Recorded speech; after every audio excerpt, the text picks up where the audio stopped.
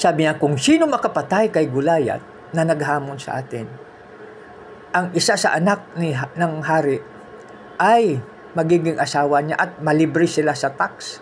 Kasi noon mga kaibigan, ibig sabihin siguro noon, mabigat ang tax. Ganon din sa atin, no? Di ba, halimbawa, no, yung tax mabigat din sa atin, no? Pero duty po natin kasi yan. Kasi pag hindi tayo magbigay ng tax, paano naman ang ating makalsada? Dumadaan tayo sa ating makalsada, no? Kaya dapat magbayad talaga tayo ng tax, no? Salamat naman na tayong nasa government ay automatic deduction na yung ating tax, no? Hindi tayo makatanggi. Pero ibig sabihin na pagpapala po yan. Kasi nakatulong tayo sa, halimbawa, bawasan ka ng 5,000 plus sa iyong tax, no? So, ibig sabihin, malaking tulong mo sa ating makalsada na tayo rin ang nagagamit ng ating kalsada. Kaya, yan, no? Nakalagay doon kasi sa mga mabasa natin sa mga construction area, nakalagay, dito, ito ay galing sa inyong mga taxes, no? So, yan. So, ngayon, balik na tayo kay Haring David. No? Tapos sabi niyang mga sundalo na natatanong ni David. Sabi niya, kung sino ang makapatay ibig sabihin, unang-una, yung unang nagsabi kay Haring David, hindi niya inano, no? Nagpunta pa siya sa iba. So, ibig sabihin na parang nagre-research siya kung tama, no? Pero pag natanto niya na lahat na tatanungin, yun ang sinasabi, no? Na kung sino man makapatay kay Goliath, isa sa mga anak ni Haring Saul ay magiging asawa niya, maging biyanan niya si Haring Saul at malibre na sila sa tax, no?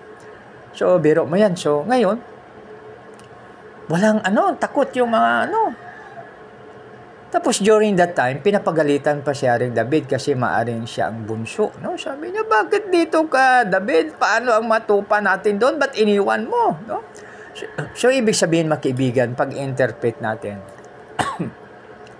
si Haring David, hindi lang siya isa nagbabantay ng kanilang tupa. Ibig sabihin may mga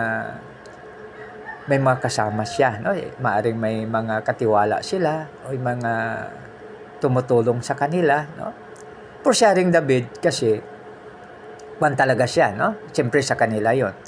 Tapos pumunta na kay Haring Saul, no?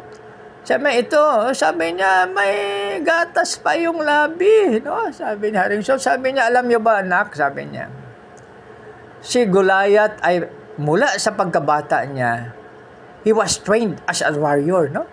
Train na siya magiging mandirigma. Ikaw, ano ka? Sabi niya. So, bandang huli, pinasuot ni Haring Saul yung kanyang mga kagamitan sa laban. Tapos si David naman, hindi niya naman makaya. Sabi niya, hindi ako sanay dyan. Kaya wag na natin gamitin, no? Hindi ko kaya. Pero siyempre may paggalang, may mga po yan pag sa Tagalog, yung translation, may po yan, no? Ibig sabihin, napaka-humble kay David. So, bandang huli, inano nga ngayon, bininta niya yung sarili niya. Ibig sabihin, gikwento ni Haring David, ni Haring David, yung kanyang karanasan sa kanyang tupa. Sabi niya, alam niyo ba, mahal na hari, na pag mayroong lubo, no? Mayroong bear, o mayroong lubo na kumakain, inaagaw ko sa kanilang bunganga, yan, yung tupa ko. O kung tigrima, kung ano man nga mababangis na hayop. No, so ibig sabihin, mga kaibigan, mayroong instrumento si David na habang nakanganga, sinasakmal ng lubo ang kanyang tupa, mayroong siyang instrumento siguro na pinapasok doon sa bunganga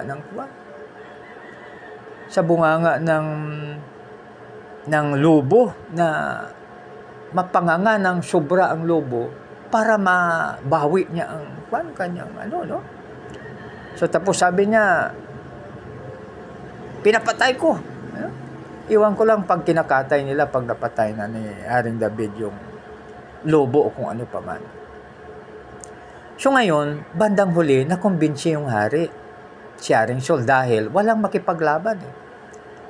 So ngayon, dumating na siya doon sa battlefield. Tapos tinawanan siya ngayon ni Goliath. Sabi niya, ano ba ako, aso? Na pinadalhan ako rito ng, yan, ibig sabihin, parang na-insulto po si Kwan. Pag i-analyze natin, parang na-insulto po si Goliath. Bakit na dapat yung mga makikisig na katawan, tulad ng mga kapatid ni David na makikisig, na hindi basta-basta, no? Yung mga, siyempre, trained sila as a warrior. Ibig sabihin na ang profession nila, sundalo talaga, no? Si David naman ay shepherd. Subalit, no, ang sabi niya, ano ba ako? Sabi niya, ipapakain kita. Sabi ni Goliath, ipapakain kita sa ibon sa iyong papawid. No? Grabe po ang paglait niya. No? Tapos sabi niya, ikaw na uncircumcised, linalait mo ang hari ng mahari. Linalait mo ang Diyos ng mga Diyos at ang Panginoon ng Panginoon. Sabi niya ngayon, sabi niya, makikita mo ngayon.